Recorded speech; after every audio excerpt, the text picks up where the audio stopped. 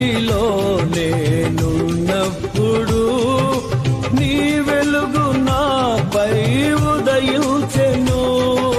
నీలోనే నేను వెలగాలని, నీ మహిమ నాలో నిలవాలని, నీలోనే నేను వెలగాలని, నీ మహిమ నాలో నిలవాలని, పరిశుద్ధాత్మ అభిషేకముతో నన్ను నిల్పుచున్నావు